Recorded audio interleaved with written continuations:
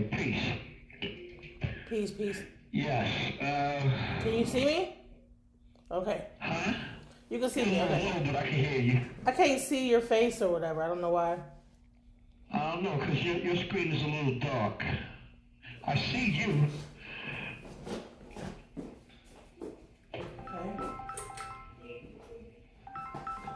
Okay, there you go. All right. Can you see me? Yes. No, I can't see you. Good. I can't see you, but we can go ahead and talk. Go ahead. So I wanted to listen. I wanted you to tell me about your book with Elijah Muhammad, about Elijah Muhammad. Like I wanted you to give me the details on that. Okay. Well, I had something specifically planned that I wanted to talk about. Okay. I actually wanted to read some of the book itself. But first, let me just say peace and blessings to the many people that's going to review this. This is your brother, Natural Tahuti. Of course, many of you know me, and those that don't know me, I'm currently incarcerated. I've been falsely accused of a crime that I did not commit. And I'm steadily working on fighting and overturning this case. The courts have been giving me hell because when truth stands, everything else falls. And they know this, but this is the nature of the devil. In any case, since I've been sitting here, this is the second book that I wrote. The first book is The Black Woman is God. That's available on Amazon.com. This book is really special to me because I was once a member of the Nation of Gods and Earth. And as many people know that the Nation of Gods and Earth is a group that came out of the Nation of Islam. It's not the Nation of Islam, but it came out of the Nation of Islam. The name of this book is called Unveiling the Supreme Wisdom, an esoteric analysis of the teachings of the Most Honorable Elijah Muhammad. What I want to do is actually read a chapter out of the book. It's really short. If we have time, we got so much to say with so little time. But the book starts out in ancient Egypt. And it was important for me to start out in ancient Egypt because the premise of this book is about Elijah's teaching and what many people inside of the Nation of Islam and outside of the Nation of Islam, inside of the Nation of Gods and Earth, outside of the Nation of Gods and Earth, don't know is that the Most Honorable Elijah Muhammad emphatically did not teach Islam. Many people in the African Senate community do not like to deal with the Nation of Islam because of our African Senate stance. And anytime anybody comes along with an Islamic frame of mind, we shut down. We totally shut down. We don't really want to hear the conversation. We don't want you shoving that down our throat because we understand in the African Senate community the vital role that Islam played in the destruction and the enslavement of African people. We know this to be a fact. And this is the reason why we don't even want to hear the conversation. But in my opinion, I think that this hurts reconstruction of a semblance of a new African people because we cannot stand divided.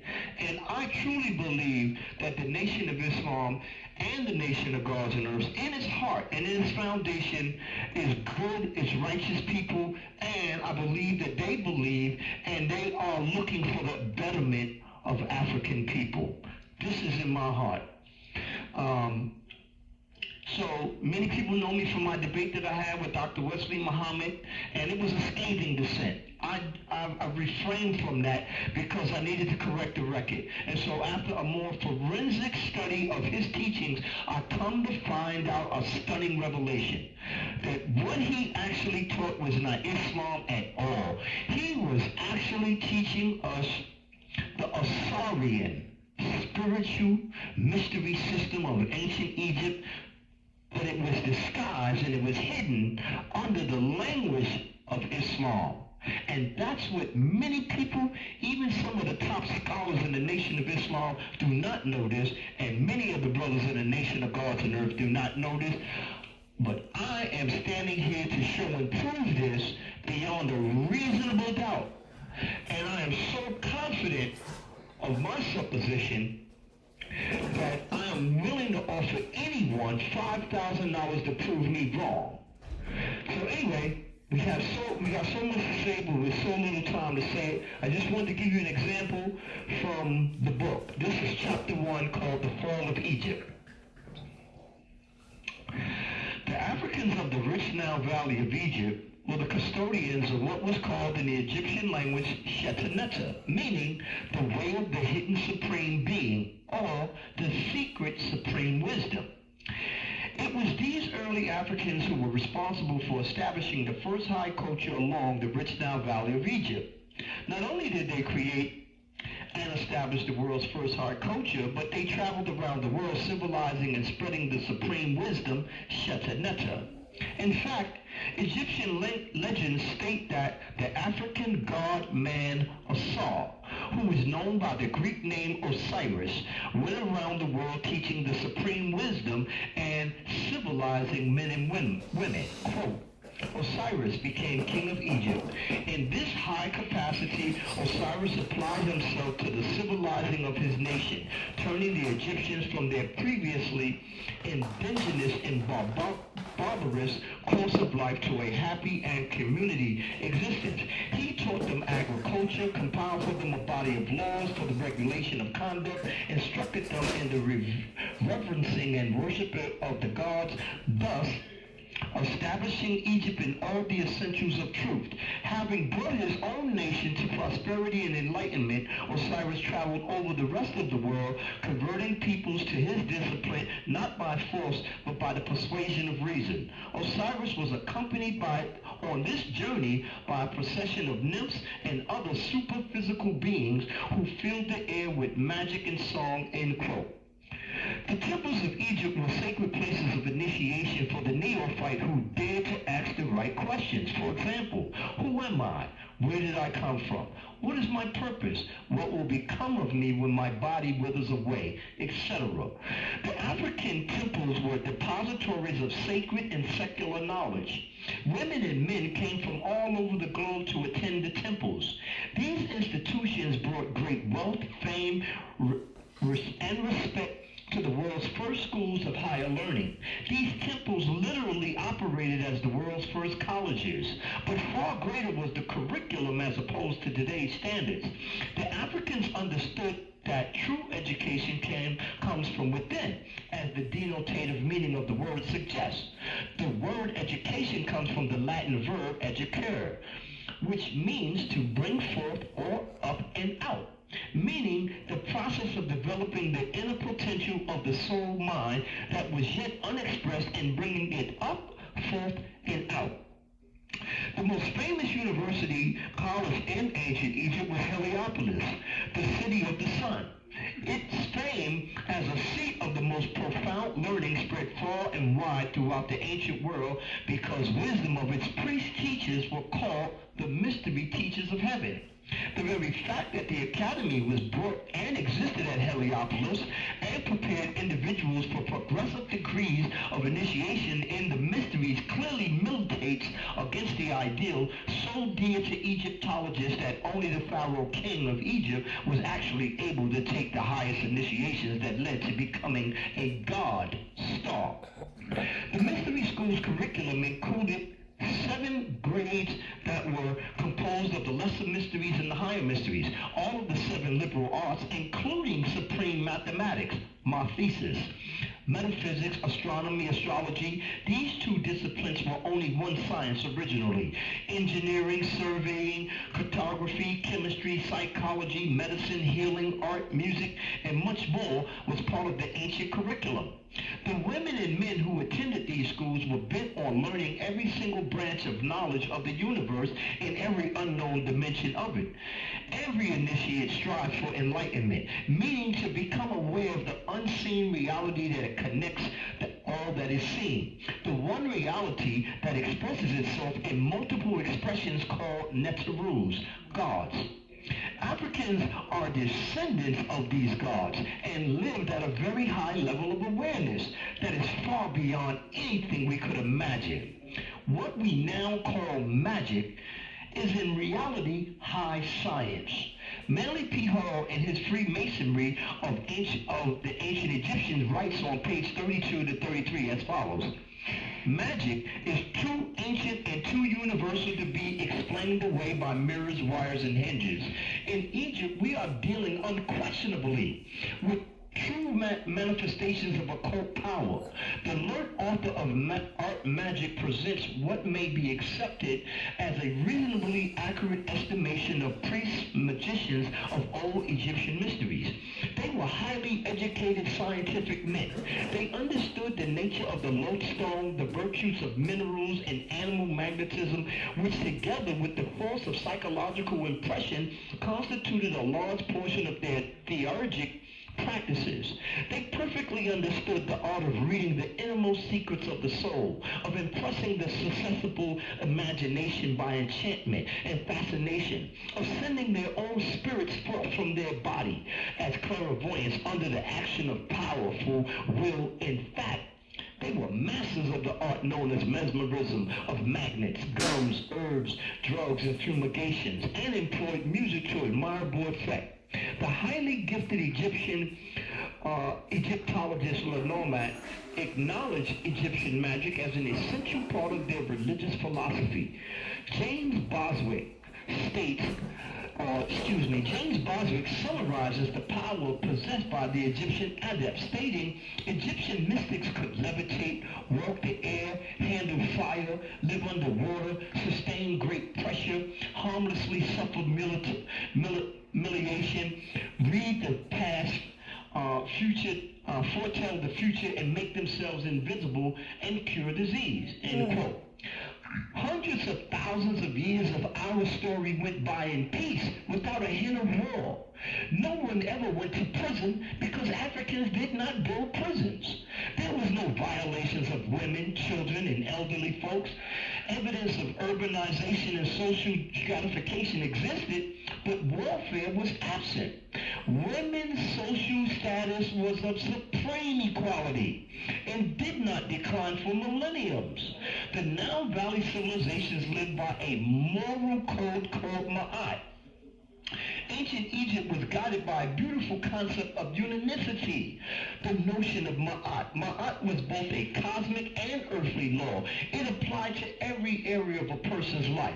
All of the universe and every part of society was linked to the order of Ma'at. Ma'at, because it is all-embracing, is both simple and complex.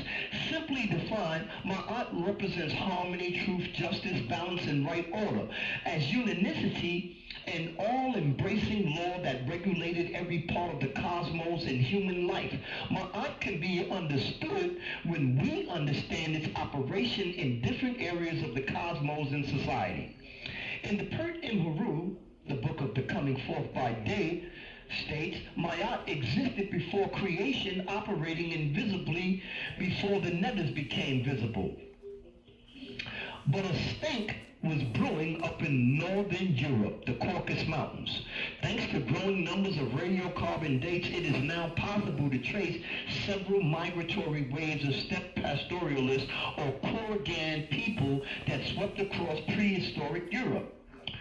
Dr. Suzar, in her Blackout Through Whitewash on page 72, states, particularly between 2000 and 1500 BC, waves and waves of warlike barbarian whites poured from the Caucasus Mountains, descended upon the civilizations of black people. They ruthlessly killed, pillaged, and burnt wherever they went, leaving a path of death and smothering ruins behind. They ultimately usurping and destroying these civilizations, end quote. This was the beginning of the end for this high godlike culture and their mystery systems. The common folk were unaware of what was to become of their way of life, but the initiate knew what was to come. In fact, it was predicted and written by the living avatar of Tahuti, Hermes Trismegistus, the thrice great. He described a grotesque demise of Egypt in his Asclepian dialogue. He states, then this most holy land, the seat of place consecrated to divinity and temples shall be full of sepulchres and dead bodies. O Egypt, Egypt, fables alone shall remain of thy religion, and these such as will be incredible to posterity, and words alone shall be left engraved in stone, narrating thy pious deeds. End quote. So devastating was the destruction of Egypt and the mystery schools with its vast depositories of knowledge, nothing of the original was recognized. Merely posits. The temples that had survived the ravages of time were severed by degenerate priesthood. The secret meanings of the symbols had been lost. The hidden arcanum had departed into the Arabian desert, and the elaborate ceremonies of the state religion had lost the name of action. Hall, quoting Louis Spence, says, how serene was Egypt in her years of empire, calm, dignified, and prosperous, and happy in her rapt contemplation of the divine. No people were ever at once so pious and so contented as were her people, and not until a European hegemony of admittedly inferior type, the polemic, interrupted her visionary quietism, was the confounded. Have we no lesson to learn from Egypt? The greatest in the world, the knowledge of the divine introspection which alone can give man the likeness of the divine? End quote. Kemet, Egypt's real name, which change reflects its new Asian and European character. Chancellor Williams states, since Asians and some Europeans were heavily concentrated in Lower Egypt, it became relatively easy for them to appropriate exclusively for themselves not only the name Egyptian, but also all achievement by blacks in Upper Egypt and the rest of the Ethiopian Empire. Holding the seacoast and blocking African contact with the rest of the world, these white Egyptians were able to perpetuate the myth so successfully that even today, many remarkable achievements by blacks elsewhere over the continent are attributed to Egyptian influence. There is something amusing here too, for when they refer to Egyptian influence on black institutions, they are in fact pointing out black influence on black institutions throughout Egypt. The students of the mystery schools were repeatedly prosecuted and persecuted on pain of death. This went on into the religious institutions of Judaism, Christianity, and Islam, put the flames out on the supreme wisdom. But can the flames of eternal light ever be put out? The ancient masters were so skillful that a great deal of the Egyptian literature was effectuously cloaked, and its true significance was only known by secret society masters and their initiates. The secrets are for the worthy only. The unworthy have no right to partake in its sacred rites. The supreme wisdom, Shetaut Neter, was so ingeniously concealed that the greatest European thinkers were befuddled. The African priestess, scientists went under disguise and traveled to other lands creating philosophical and spiritual systems while hiding the supreme wisdom in the body of the new literature. With Egypt destroyed, the supreme wisdom disappeared, yet survived in the writings of the religions of its enemies, and can only be realized by those initiated. And that's the end of the first chapter. Wow. So, do you have any questions? I just want to give you a hand clap. That's a beautiful. I mean, so this is really about the fact that, okay, so is this saying that Islam, or that that it is based in Egyptian mythology or Egyptian teachings, that the whole Islam? Okay, so two things is happening here. So we're talking about Elijah Muhammad's teaching, which he calls a new Islam. This particular new Islam that he is teaching is absolutely has no relationship to the Islam of years ago, so-called revealed by Prophet Muhammad. And there is no relations to the two. Even though he calls it Islam, the thing that people are missing is the word that goes before the Islam. He says, this is a new Islam, meaning it's not Islam at all. So a lot of people get caught up in the fact that he calls it Islam.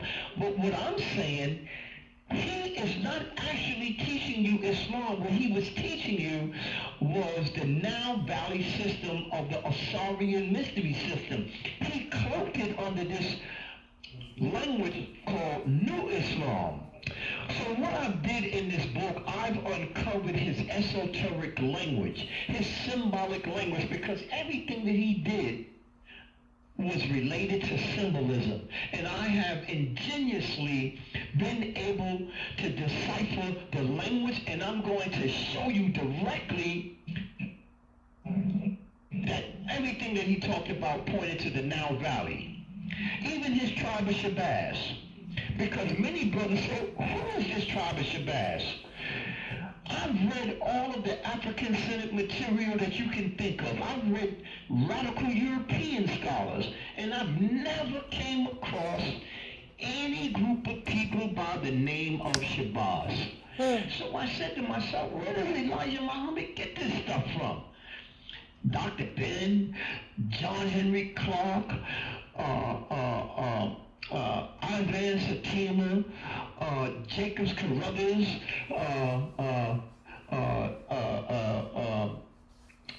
and the list, Du Bois. yeah, None of these men. They talk about the tribe of Shabazz.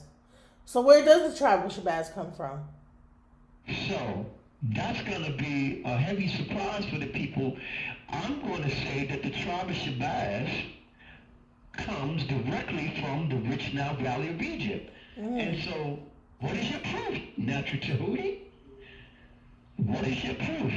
And that part, I'm not going to reveal until you get the book. You got to get the book. I'm going to show and prove it beyond a reasonable doubt. When I finish showing it to you, you're going to say,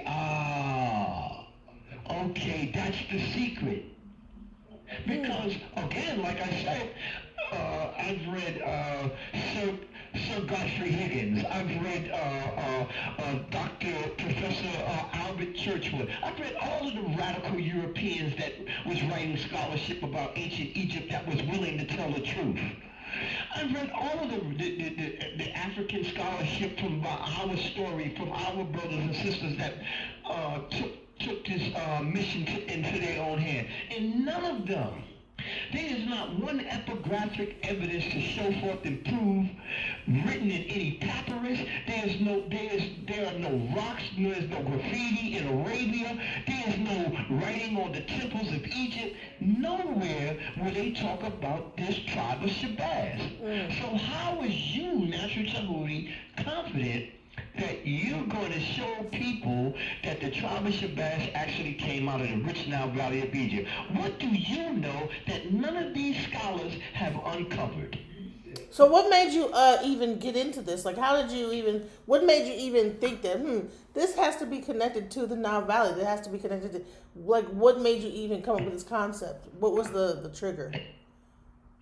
The trigger was studying African-centered material. When I began to study the teaching, the scholarship of Dr. Ben, I started studying, I've been listening to Dr. John Henry Clark.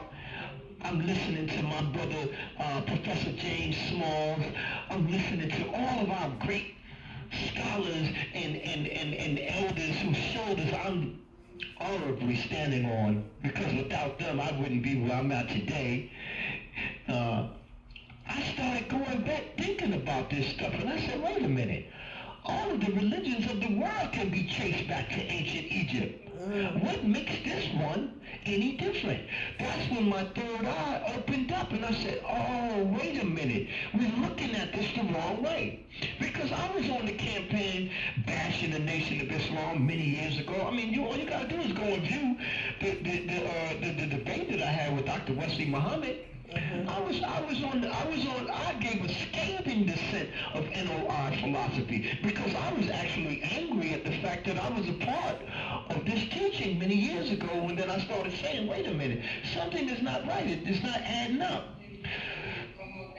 But after that debate with Dr. Wesley Muhammad, I had to really go back and think about these things. And so as my studies, and I started studying, I started thinking about Nile Valley, and I said, wait a minute, the scribes of Nile Valley, Egypt, they wrote allegorically, they wrote stories, myths, and fables, where the storyline, where the people, places, and things had an esoteric meaning. So that's when the stunning revelation came upon me. I was like, oh, wait a minute, hold on. The ancient scribes wrote this way. That's when I said, wait a minute, that's what Elijah's doing. He's writing an allegorical story. These stories, some of these stories about Yaakov and the tribe of Shabbat, they're not literal. These stories actually have hidden symbolic meanings. And that's when I started waking up and said, okay, let me do a more forensic study. And when I did a forensic study, I was amazed. And I'm so thankful of the ancestors that actually guided my pen and guided my Ori. I'm grateful. Yes. Yeah. So when you look back, you have a Khalid Muhammad, and he was a Nation of Islam member, but he eventually, toward the end of his career, started to be more Nile Valley centered. Why do you think that is? And it's crazy because I thought about that. Not only him, Dr. Naeem Akbar. If you read Naeem Akbar came out of the Nation of Islam as well. All of these great men came out of the Nation of Islam. And didn't Malcolm X also go to Egypt as well when he Malcolm X went to Egypt. You see, so we're not giving the whole story. You know, we're giving this story that he went to Egypt and he went to Mecca and he became an Orthodox Muslim. But we're not really giving the whole story. There's something that we're not being told. So I'm going to say that Khalid Muhammad, these brothers, they were high in rank in the Nation of Islam. And I'm not so sure whether high-ranked members are taken off to the side and they are relieved of their blindfold. I don't know that part. I can't say that. But I think, to Elijah Muhammad's credit, he made us memorize the lessons by heart. And what actually happens when you memorize these lessons by heart, you're actually activating your ancestral memory bank. So there is something psychic going on when we're not just memorizing the lessons, because in Nana Yoga is about the intellect. And from studying the stories, the rituals, the same thing with Yoruba. From studying those stories and the rituals, what actually happens is a faculty of the spirit opens up. A faculty of the mind opens up. I call it the ancestral memory banks. Some people call it the Akashic records. And that actually opens up and guides your Ori, guides your consciousness into these more expansive spiritual systems, whether it be in West Africa, Yoruba, Vudan, all taking you all the way back to the Nile Valley of Egypt. You know, and even in Ifa, I think that they say that these people were the priests, or the actual Nile Valley priests that actually fled and went to Ile Ife. So it's interesting that you draw that connection even with the Yoruba Ifa as well as Vudan of Benin. Do you think that even the Elijah Muhammad, the creator, not the Elijah Muhammad, but the Fard Muhammad, where do you think his role comes into play when it comes to bringing the Nile Valley information to Elijah Muhammad? Or do you think that Elijah Muhammad was able to do this himself, separate from Farad? So there's something that I reveal in the book that many people don't know, but Elijah never hid this. Excuse me, pardon, sir. Think of his name, Master Fard Muhammad. Honorable Elijah Muhammad. Now let's take Noble Drew Ali. Right. What has been ego tripping? Who walks around calling himself master? Who walks around calling himself honorable? Who walks around calling himself noble? We took this thing on face value. And you know, no one even picked up on that. No one picked up on the fact that they had these titles, right? And I don't think are these titles existent in Islam? No, they don't exist in Islam. And people are not picking up on this stuff. They just dismissing it. They're just dismissing. Oh yeah, and they said Islam. You know, they just dismissing it. And this is what I'm saying is hurting African reconstruction, because instead of us fighting against each other, African Senate, Nation of Islam, gods, and we should be uniting as a family. Right. We don't have time to be disuniting with one another. So this is why it was important for me to take up this work, since I was such an advocate of this separatism. I gotta correct my wrongs, and I'm gonna say that I was wrong. I'm a man. I gotta say that I was wrong when I debated Dr. Wesley Muhammad on this. I created something that I need to correct. Because instead of fighting against him, we should be uniting and finding what we have in common. All of our great leaders tell us that. Right. You know? So, in any case, let me get back to this. Master. These are actual titles that these men earned. Now, where did they earn these titles? Through my research, what I found out that these guys were 33-degree Master Masons. Wow. Okay. Wow. In the early days, starting back from the 1800s, in the early 1900s, it was those brothers that were Freemasons that was actually going back and retrieving the Now Valley Civilization teachings. It was those brothers. Prince Hall, the first black Freemasons in this country. They also, once you become a 33rd or 32nd and 33rd degree, you become what is called a Shriner. Yes. A Shriner is when you earn the title either noble or honorable. When the most honorable Elijah Muhammad kept telling the people, he said, I have a 3rd grade education. They thought that he was really illiterate, that he only had a 3rd grade education. He was talking symbolically. He was talking Masonically. It is the Shriners who talk in grades. When you're in Freemasonry, they talk in degrees. But in Shriners, when they say, well, I'm in the 3rd grade, that means that he was a 3rd degree Master Mason. Wow. And nobody even picked up on that. They didn't pick up on that. And because he was under oath, he couldn't explicitly give everything to you in full detail. He had to speak in twilight language. You follow me? Yeah. So this is what these guys were up to. But it was those men back in those days. You got to think about it. In the early 30s. You know, many people were not even they didn't even want to identify with the term Africa. You know, and then we had, and I think it was in 1923, this guy came out with Tarzan, and that just messed up our whole vision of what Africa was.